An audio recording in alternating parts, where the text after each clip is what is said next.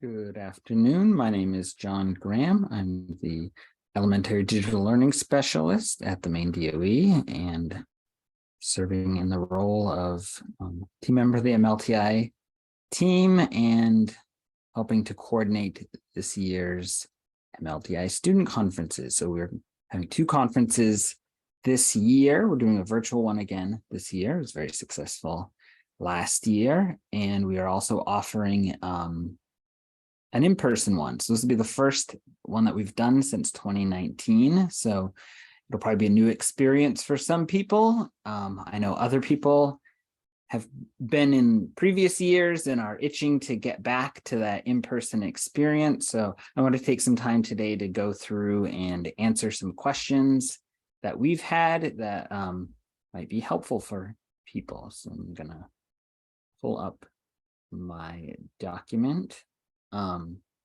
So just some kind of general questions that we've had. My school didn't order MLTI devices. Are we eligible to attend the MLTI student conferences? So all MLTI schools that opted into the program, so some opted into the program but chose not to order devices, they are eligible to attend the conferences. Which of those grades are eligible to attend? So the conference is really being designed for the MLTI grades grade span, so grades 6 through 9, and that is going to vary from districts. So 7th and 8th districts that opted in, definitely 7th and 8th, but some chose to go down to 6th grade and some chose to go up to 9th grade. So depending on what your district chose to do, those grades would be eligible. Can my school attend both the in-person and the virtual conferences? So absolutely, the virtual conference is going to be happening a couple weeks before the in-person conference. We'd love to have everybody interested at the school, participate in the virtual conference.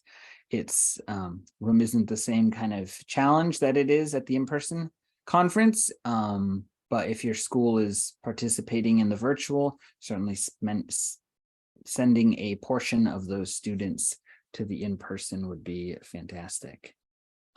Will students and chaperones receive t-shirts this year? So you can see I have behind me designs of the past MLTI student conference shirts that I've collected over the years. And yes, we will be having t-shirts again this year for both students and chaperones at the virtual and in-person conference events.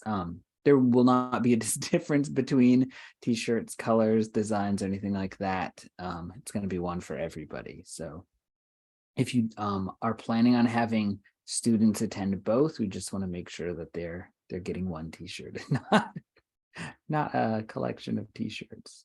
To collect those over the years. How many students and chaperones can attend the in-person conference? So registration, we're going to cap at I believe 20 students for the initial registration, and the ratio is 1 chaperone to every 5 students. So that's definitely a consideration to be making. I will definitely stress that chaperones do not need to necessarily be teachers or staff members at the school. It can be designated volunteers, parents, people like that. They can also be chaperones. Because the space is the space at the physical conference, the capacity at the Collins Center is I think just over 1,000. So if more room becomes available, we will closer to that date open up the opportunity for schools that have already registered to register for additional spots. So if you're interested in sending more kids, then there might be an opportunity to do that. Is transportation reimbursement or support available? Yes, we do have the opportunity and money is available to help out schools. So if transportation costs are a challenge for your school, certainly feel free to reach out to us at any point prior to the conference, and we can move some of that work forward. Will students be going to sessions that are all over the UMaine campus? So historically, we have kind of limited the space that the sessions are in. We try to keep them fairly close to the Collins Center, where they gather in the morning and then at the end of the day.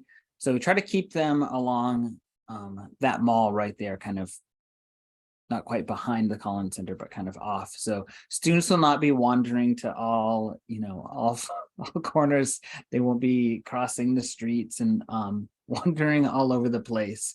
So I know sometimes that's a concern for people, and just the, familiarity with the campus itself. We don't want students to get lost.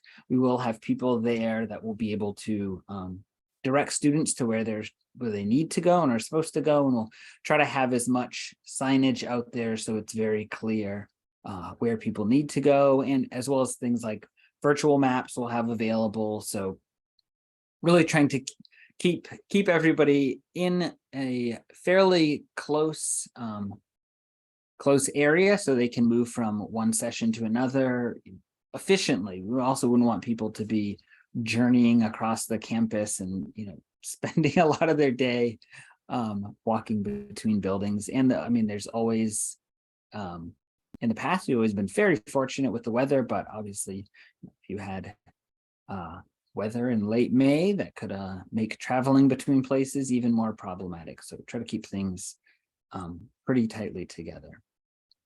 My school district cannot allow us to use a bus and driver that day. What options are available to us? So a few things to consider if busing is definitely a challenge for you, and we understand availability of buses and bus drivers could certainly be a challenge. If your district has a van or vans available, I know I've already talked to some districts that's an option that they're looking at, is just driving a van, then they don't need to worry about the bus driver situation. There's certainly the possibility of combining with other districts. So if that is something that's of interest to you, there might be a nearby district, and that has happened many times. Even district, when I was going as a staff person on the other side of things, that was something we had coordinated with other districts and other schools to take a group up in one bus, as opposed to just our own bus, which often was not at capacity. So I think that can be an option as well if you're looking for us to help facilitate those connections. Can we leave early is the next question.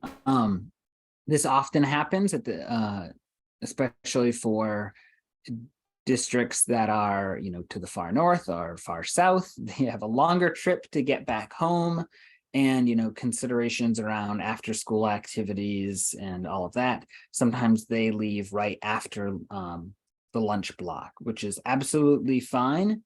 That is information that you can share with us ahead of time, could be helpful for some of our planning for the afternoon, but definitely something to consider if it's a matter of choosing between going or not going. Certainly feel free to go, and know that you can leave a little early to accommodate some needs that you might have there. What if students are unable to come on the day of the conference? So speaking from my own experience, I have had students that did not show morning of, and that's unfortunate because you've kind of secured that spot, and another person has kind of losing out on that opportunity. If you have a student that you have registered their information, and for whatever reason that student's unable to come, but you have some prior notice, you can certainly reach out to us and let us know, and we can try to get things updated. We'll be printing lanyards, name tags, stuff like that for students. So we'll want to try to have that be as accurate as possible, but if you have a few students here and there that are changed, we can make some last minute changes during the registration in the morning when people are first getting there. But I think it's a matter of letting us know, and maybe we can make some changes if we have enough notice. But if you have a student that can't come, it's not like you lose that spot because you've already registered this specific student. We'd want to find another opportunity for another student, hopefully. Um, do all students from a school need to register in or need to be in the same session? So we will have breakout sessions, and there'll be a variety of topics that will interest different students. There's not the expectation of all students from one school go to the same session where they are middle schoolers and potentially elementary students if they're sixth graders. I've often found that those students want to go to sessions together. They feel more comfortable doing that, which is absolutely fine. I think that can be helpful. We did in 2019 implemented a registration system. So instead of students just going to random, random sessions, instead of students going to, rushing to get to a session that might fill up, we were having students register ahead of time, which I think was really helpful in terms of the teacher and chaperones would know where the students were, which sessions they were going to be at. Students had, I think, more discussions beforehand, looking at what the session offerings were going to be and, selecting things, that were of interest to them. And I think just for the overall kind of management of things, it was much more helpful. I understand that some people might think, well, what if I get into a session that I registered for and I don't really like it? I mean, that can happen. Absolutely. But I think from my perspective, and I've, been in both of those perspectives, I thought the registration implementation in 2019 was a huge improvement. And overall, I think it was helpful for everybody. Should students bring cell phones? This is a good question. Obviously, kind of dependent on your own school policy and policies around field trips and things like that. Obviously, it's an important communication tool and can be helpful if a student gets, trying to connect with the group. Maybe they're in another place. They might have been the only person that went to a session. I've had that experience, and it was, very helpful to have a student with a cell phone. I had a student one year that had rolled their ankle and they were getting back across campus, but it was slow going. And so somebody was able to notify people that was the case. Obviously, students communicating between themselves, is one thing. We would ask that the lead teacher and, possibly the chaperones, try to have cell phones, try to have those numbers available, share them between your groups so you have that communication. And certainly if any issue came up and we needed to contact the lead teacher, it would be important that you have your cell phone with you, charged on, all that kind of stuff. So if we need to contact you about something, we can do that.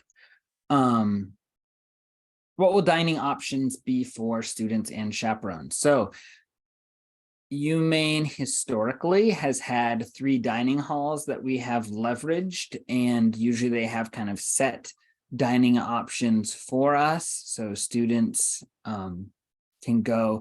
There have been, previous years, there was you got a dining card and you could go and get things. We've tried to streamline that process. One of the challenges that I experienced is just moving 1,000 students through even 3 different spaces takes a long time. It's a very new structure. It's not structured like their school.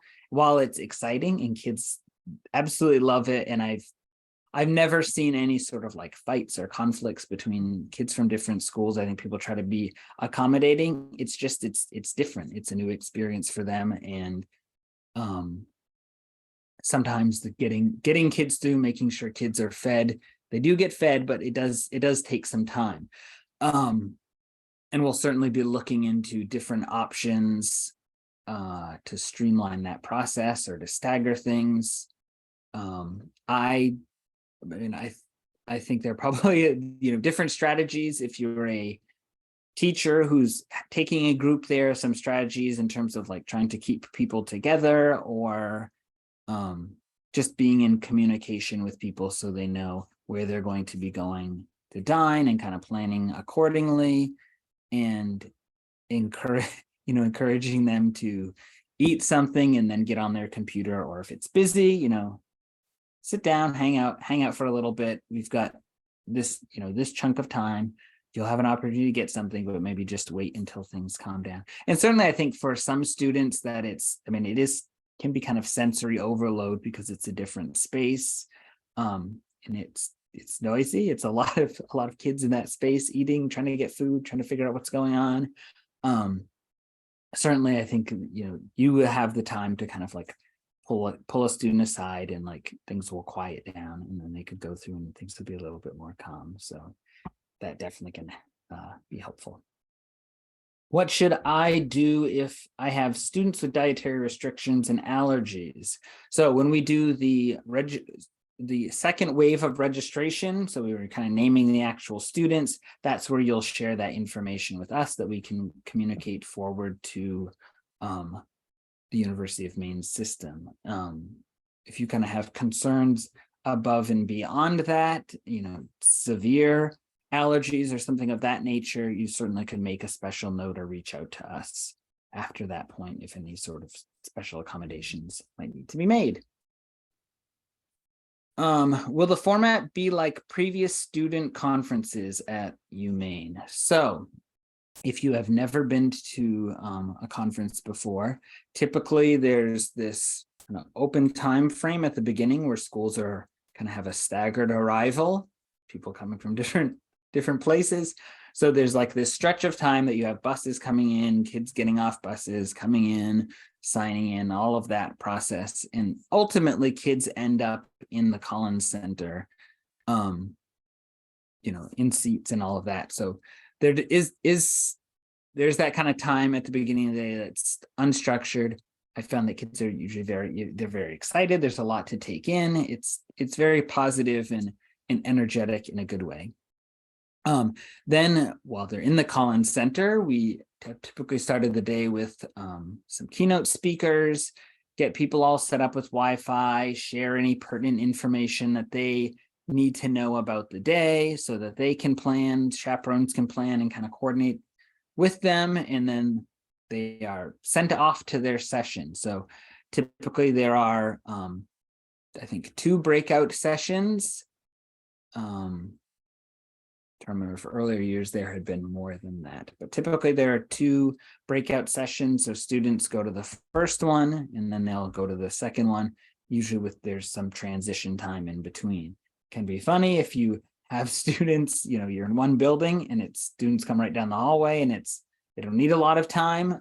The other part of that is you might have students going, a greater distance, transitioning. So if you are somebody that's planning on presenting, I think that's just something to kind of keep in mind, that you are very likely to have some students coming in a little bit later. You're likely to have some students show up earlier because they're, right down the way. What I have found is really nice is that students are learning about new things. They have stuff that they, want to do and dig into. So they use that time. They're, these kind of downtimes where they like get into mischief or whatever, they tend to really like leverage that time, and it's awesome. Obviously if you're a presenter, educator in a room, just asking kids what have you been up to? Show me something cool that you've been doing. They always have stuff to share, stuff that they liked about the day. After those sessions, and we'll kind of see about how we might structure things differently this year. I think we're still kind of working through some of that process, but lunch, like I was saying, lunch is kind of a process getting through that. And then after that, they'll go back to the Collins Center. So they end the day in the same place where they began the day. So I found that is very helpful to kind of get everybody back in the same space. So they will end the day in there, and historically what has happened is called an Uber session. So it's like a large scale group participating session. I'll show you an example in just a second, where everybody kind of like works together to do something, or, it's kind of like this large scale group activity, which is really cool because it's 1,000 students. So I will share a video of that, just so you can kind of see what one of those looks like. So this is from 2012. So it's a music piece.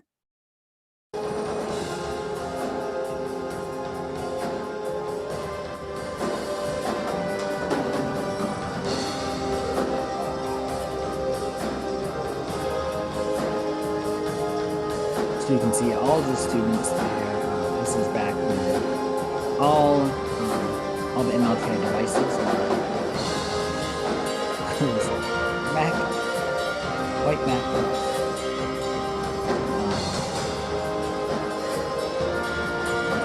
All seated together, so there was a orchestra up front playing, and you can see any of the screens. The students, that white screen does have, kind of has directions for students to be pressing numbers on their keyboard. They open up the program, and so students who are making music on their computers that coordinated with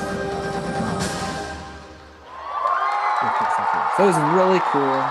1,000 plus people composing music. So that's kind of a sample of the Uber session as it has existed in the past. A lot of different things have happened over the years, so it's always something that we're trying to think of. How do we, create something that's cool and unique, and leveraging the technology in a way that students, might be able to go back to their school and use some of what they've learned in that actual session. So definitely something that's cool about the conference and memorable. So that is all I have for questions. I would just say for the in-person conference, if you have any questions, feel free to reach out to me. My contact information is jonathan.m.graham@maine.gov. And certainly you can find contact information through the student conference page if you have any questions that you want to send to the team.